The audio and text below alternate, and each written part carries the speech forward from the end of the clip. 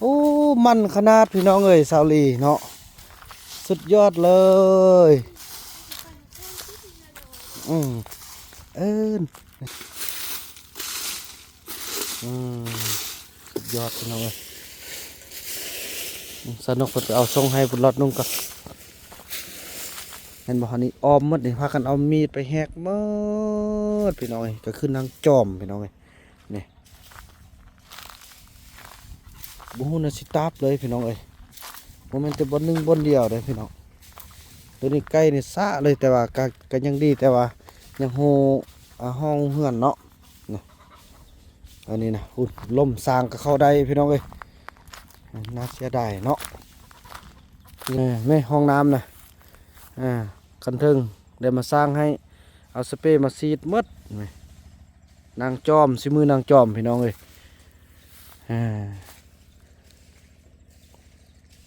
นั่นนี่แหละพี่น้องคันว่าเฮ็ดหัวเฮ็ดสวนไก่ก็สบายก็มาเคลียร์นี่ไก่ก็แตกโตบักกะไล่มันนี่คันไอ้เฟืองมาก็สิมันเริ่มจักมื้อใดสิได้มาเนาะไอ้เฟืองเอ้ย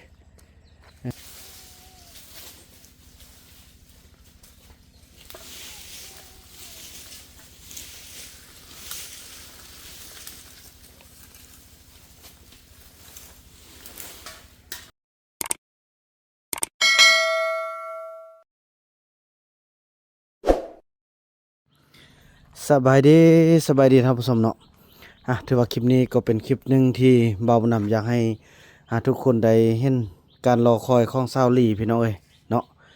ตอนนี้ไอ้เฟืองเนาะบ่อยู่ดนละเพิ่นกะสิย้ายลงไปลุ่มเบาบุญนำก็บอกแล้วพี่น้องเอ้ยเนาะบอกว่าลีเขาจะสร้างหอสร้างเฮือนพักรัดกันเทิงเจ้านายเพิ่นสร้างบ้านแล้วน้องต้องลงไปนอนเฝ้าเฮือนพุ่นน้องนอนเทิงพี่เห็นบ่อยู่ลุ่มบ่มีพายุเขาเจ้ายานเขาเจ้ากันนี่เขาป้าอย่างหลายๆอย่างบ้านนี้คันมาครั้งนี้เนาะคันเบาเฟืองได้เข้ามากะเบานำกระบอกแล้วว่าหายเฟืองไปอยู่ลุ่มพุ่นบนเทิงนี่กับบนจอดรถจอดรางอายก็อยู่เทิงเบิ่งเวียกอยู่เทิงพวกน้องก็อยู่ลุ่มพัฒนาอยู่ลุ่มท่าปรับน้องก็ว่าจังซี่แหละมื้อเช้านี่เพิ่นก็เหาะเครื่องแหละพี่น้องเอ้ยเหาะเครื่องเนาะเหาะเครื่องตอนนี้เพิ่นน่าจะไปเมียนเครื่องเหาะเครื่องเฮือนอยู่ลุ่มเลยล่ะเบานำกระล่มกับเบาเฟืองแหละพี่น้องเนาะก็คือว่าแหละเราสร้างเราก็อยากอยู่ลุ่มอยู่เทิงแต่ว่าถ้าว่าจะได้มาอยู่แท้ๆก็ได้ไปอนามัยไปช่วยกันพุ่นแหละพี่น้องเอ้ยเนาะเบานำกับสนุกก็สิได้เบิ่งแยงโรงงานผลิตยาอยู่เทิงส่วน2คนนั้นก็จะอยู่ลุ่มพอเดี๋ยวนี้ก็บ่จักโจรบ่จักขโมยมันยังมาตลอดพี่น้องเนาะสันก็สิได้ปรับปรุงพื้นที่ลุ่มไปเบิ่งนำกันเพราะว่าสติ๊กเราขี้ยานเนี่ยพี่น้องฉะนั้นเราต้องสร้างหมู่บ้านนี้ลุ่มมีเท่าใดก็ให้อยู่เนาะมีเท่าใดก็ให้เลือเท่านั้นพี่น้องเอ้ยบาดนี้คันว่าเบาเฟืองมาก็จะมันให้อยู่ลุ่มไปแล้วโอ้หมุนหลอดมันกับบริใกล้กันพี่น้องเอ้ยคันไอ้เฟืองมาช่วยงานก็จะว่าเรื่องปลูกผักปลูกมีโอ้หม้อนันแท้ในเรื่องนะพี่น้องเอ้ยเฮาเนาะคนมาเท่าไรก็เฮาดีก็จะได้มัดใดคือเก่าแหละเพราะว่ามันกัดใกล้หรือว่าเบิกตัวจริงดูคันว่าบกัดมันจืดละ เป็นอะไรโตฮะใช่ได้กินข้าวกินน้ำมันก็จืดพี่น้องเลี้ยงมากกะยังน้อยก็ได้เฝ้าบ้านเนาะไอ้บุญรอดเฮาคนเฮือนซาติกเนี่ยเกี้ยงอนามัยเราได้พี่น้องเนาะสุดยอดเราได้คนตักคอกตักเครื่องอยู่นอกพี่ไอ้บุญรอดนี่บุญทรงเลยนี่ก็ดอนี่พี่น้องเนาะเอาทรงให้อันไอ้บุญรอดนุ่งเลยเนาะนี่เอา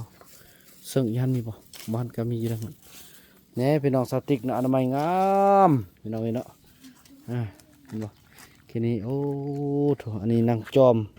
ออกมานอนจะได้ไปจุดทิมแหละพร้อมอ้วยละกินนมเด้อสาวนกเอานมมาให้ไอ้บุญรอดกินเนาะเขางามแล้วได้พี่น้องเลยนี่ น่าไปตะงึดเนี่ยว่ารูดออกมาได้ปะสู้นะโอ้เห็ดล่มโพดอ่ะเสียงยังวะโธ่โอ้ซาวลีเนาะพาถูกบังเนาะเอาผ้ามาฟันนี่ออกได้เราจะอนามัยเข็ดลุ่มนี่ให้มันสะอาดสะอ้างคือเก่าโอ้เนี่ยโอ้มันขนาดพี่น้องเอ้ยซาวลีเนาะสุดยอดเลยเอิ้นจะได้แนะนำน้องก่อนเบ้างออกอัน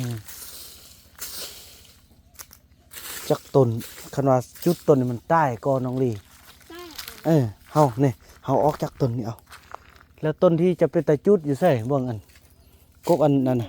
นี่เนาะกกนี่เป็นตาทุ่มเลยนี่ทุ่มเลยจุดเลยอันนี้มันต้นมันกินแค้นเฮาก็ต้นอันลิ้นฟ้านะพี่น้องต้นลำเกียงเนาะนี่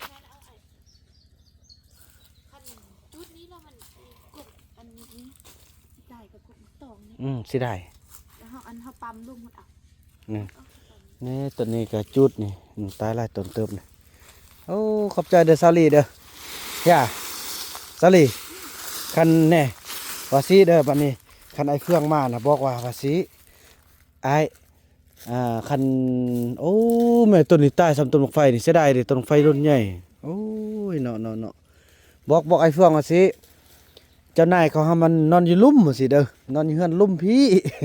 กันเขานอนเทิงนี่มันบ่แม่นเฮือนอันเขาปลูกเฮ้อเขาปลูกนอนลุ่มนอนลุ่มเลยนอนอยู่ลุ่มเลยเด้อบัดไอ้เฟืองมานี่วาดก้อนโก้ถ้ามันเกี่ยวงามๆนี่เอ้นกก็สิเก็บช่วยไปดิไอ้ก็สิเมียนอันมะกะโพดหั่นเนาะนี่พี่น้องกลับขึ้นมาอนามัยก่อนเบียมันแป้นไอนั่งพักอีกแพทมันบริวารค่อยเข้าไปมือละเล็กมือละน้อยเนาะน้องเนาะโอ้เก่งเด้ซาลีนี่ได้กัดไก่เห็ดยังโอ้ไรกัดอีกแล้วกัดอีกแล้วไอ้บ่ตายเถอะติบ่ตายไอ้ไปโอ้บ่เสียได้มัดตึมก่อนมัดก่อนเอ้าเนาะบ่เอาส่งเอารอดนุ่งส่งบ่เห็นอ้าวบ่มีอยู่อันตักอีนึงพี่ใส่ว่าอีบุญหลอดฝักเคยบังไปซอกดูแล้วปรับปรุงใหม่มาช่วยกันเนาะซาลีเนาะไอ้ก็ซอกนั่นก่อนซอกพาก่อนป้าไว้นี่ไอ้มันแรงจุดอ่ะแต่ว่าเอาออกจากต้นไม้เด้อน้องเด้อจุดมอต้นไม้แล้วมันตายก่อนน้องเสียดายต้นไม้กอมสิยังเบิ่งเอาออกจากต้นไม้เลยนี่จุดหมดแล้วน้อยมันก็หมดซะแล้วเนาะ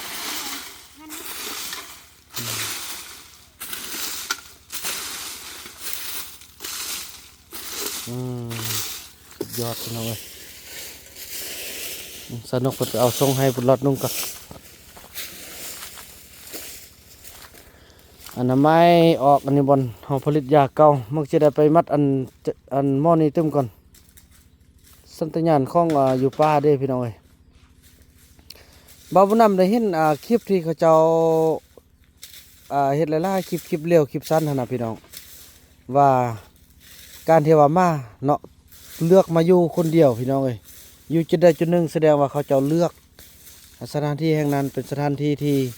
ให้ความอบอุ่นเขาเจ้าเนาะสถานเขาก็ต้องต้อนรับพี่น้องเนาะก็คือมาถึงว่าเพิ่นสิหายมันยังก็อยากเฮาก็สิได้เว้าเรื่องให้อยู่เพราะว่าเขาเจ้ามาหาเฮาเด้เนาะนี่พี่น้องเอ้ยก็บ่าวนำสิว่าจังซี่พี่น้องบ่าวนำเฮ็ดการเกษตรบ่ได้ย้อนหยังเดี๋ยวนี้เฮามีไก่พี่น้องเอ้ยเนาะไก่นั้นพ่อแม่ก็คือทางพุ่นละนับแต่พ่อแซงทองเนาะที่ลงมาเป็นตัวแทนของย่าแม่เจวอนนี่ตลอดฮอดย่าแม่เจวอนที่ว่าได้สนับสนุนซัพพอร์ตในการสร้างโลกไก่แต่ละแล้วพี่น้องเอ้ยผู้หนึงสร้างผู้หนึงทำลายมันก็บ่ร้อนเนาะ เห็นบ่ฮันนี่ออมหมดนี่พากันเอามีดไปแหกหมดพี่น้องเอ้ยก็คือนางจอมพี่น้องเอ้ยนี่บ่ฮู้น่ะสิตาบเลยพี่น้องเอ้ยบ่แม่นแต่บ่หนึงบ่เดียวเด้อพี่น้องตัวนี้ไก่นี่ซะเลยแต่ว่าก็ยังดีแต่ว่ายังโฮห้องเฮือนเนาะนี่อันนี้นะอุ่นล่มสร้างก็เข้าได้พี่น้องเอ้ยน่าเสียดายเนาะนี่แหละพี่น้องบางอย่างที่บ่าวบ่นำก็คืออยู่พี่น้องเอ้ยอยากสร้างไหมนี่นะรถก็เข้าได้พี่น้องเอ้ยคัดเปิดพี่น้องเอ้ยนี่พากันลากออกมานอกพี่ไม่ห้องน้ำนะคันเทิงได้มาสร้างให้เอาสเปรย์มาซีดหมดนี่นางจอมสิมือนางจอมพี่น้องเอ้ย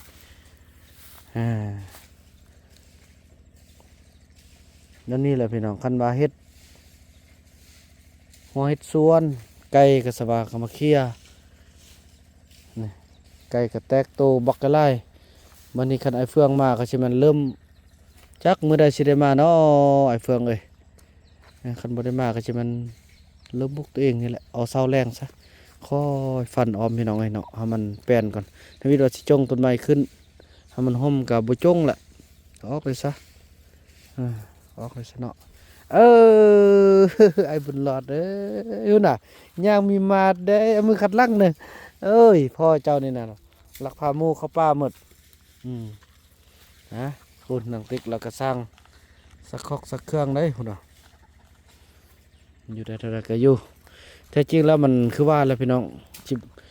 อยู่หมดเบาพนำกับบ่ไหวพี่น้องเอ้ยเนาะการเลี้ยงการเบิ่งแง่งบ่ไหวดีละ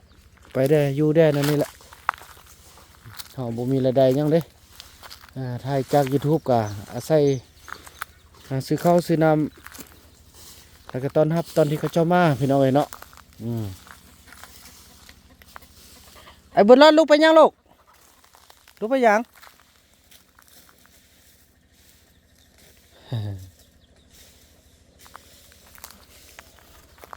ดีแท้กล้องซะเลยเนาะคันมันเป็นไปได้นะกล้องจูดมันจะไม่โค่นมาหมดเลย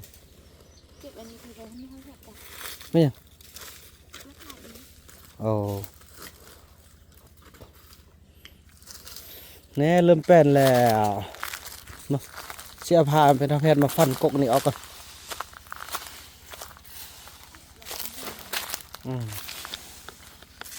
เนื้อเราว่าโจรลักตึมเลย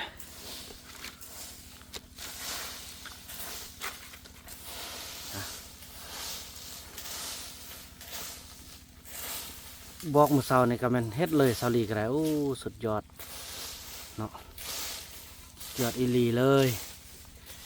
อนามัยให้มันแปลนหมดก่อนพี่น้องบาทนี่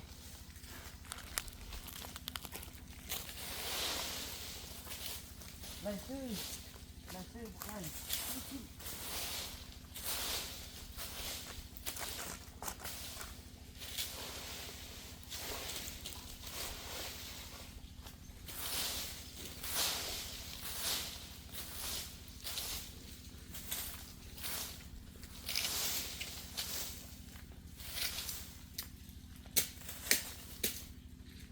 อันนี้เนาะโอมงมันจ้องไว้เนาะมัน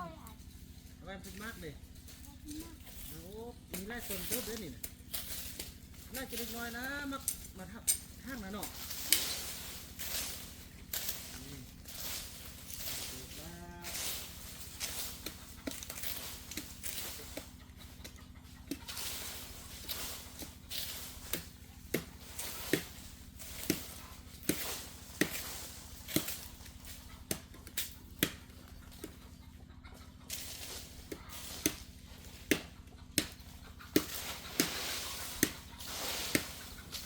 มาไล่แก้แล้วหนึ่ง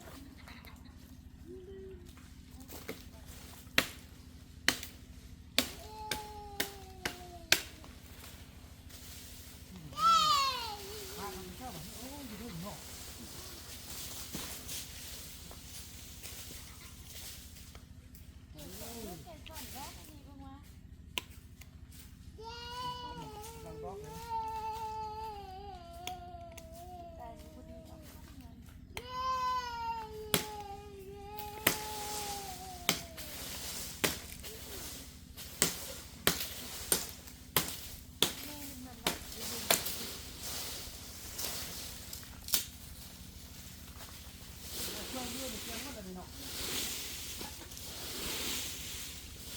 แรงชุดนั่นเลย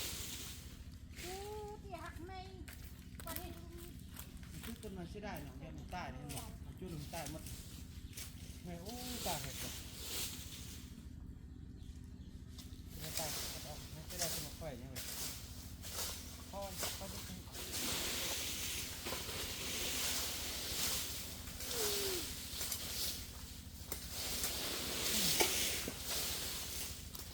แย่งามที่คิดเป็นป้าเขากันยังพวกไงเนาะ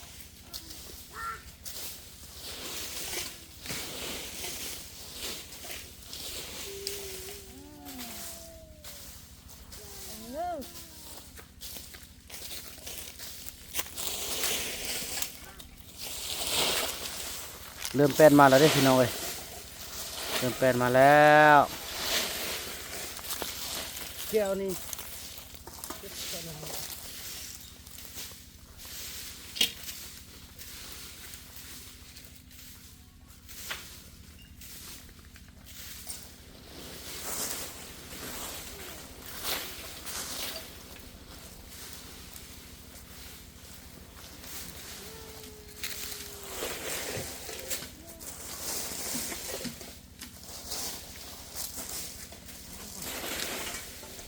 มาทุบทำนี่เลยบ่น้องมาทุบตัวนี้มันตายเลยนี่ ผมจริงๆไม่ใช่มันบ่รอดตุ๊บบ่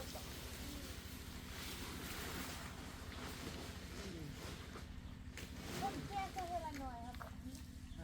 มันคือแบบนั้นยัดหนักไป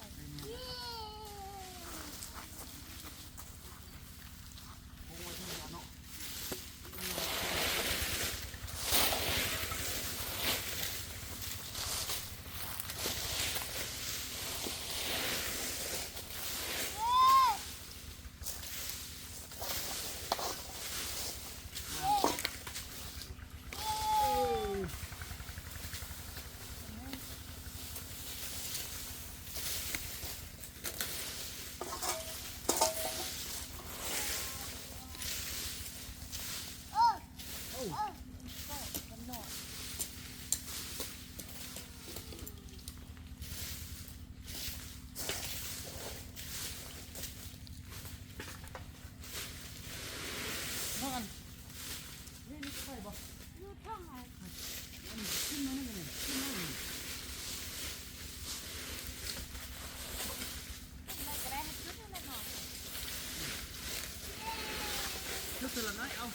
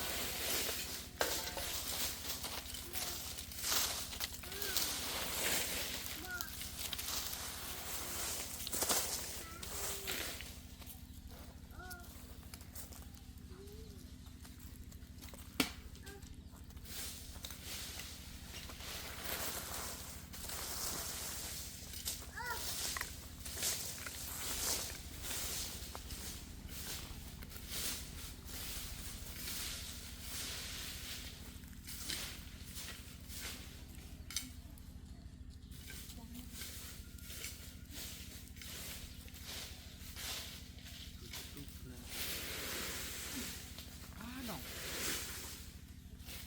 บ่ไอ้ทีแรกที่ไปเอาคาดให้ก่อนคืนนี้ใช้ก็2 อันก่อนเนาะเอาคาดง่ายกว่าเพื่อให้ไอ้ไวโยบ่นั่นบ่ไอ้คิดเอาตู้บ่ต้องไล่แม่ใกล้น่ะ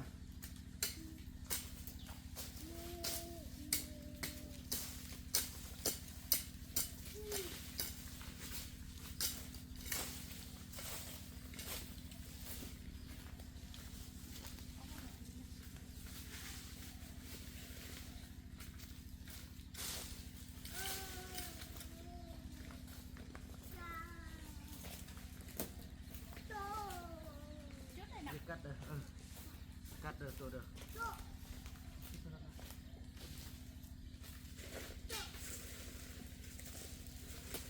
นะก็สะอาดก็งามเลยบัดนี้เนาะอันนี้เอาโคตรบ่อาจจะเราทางงานเด้ออาจจะขึ้นไปเอาคาดมาให้พวกน้องก่อนเอาคาดโอ้ไข่เนี่ยวะคาดตัวนี้นะพี่น้อยเริ่มอนามัยเนาะให้มันสะอาดพี่น้อย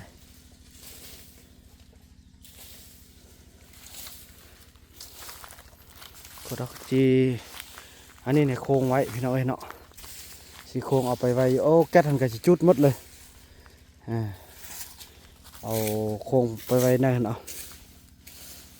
นั่นพี่น้องคลิปนี้บ่าวนำขออนุญาตจบคลิปกันสักนิดก่อนแล้วก็ว่ากันใหม่ในคลิปต่อไปเนาะคลิปนี้บ่าวนำขอกล่าวคำว่าสบายดี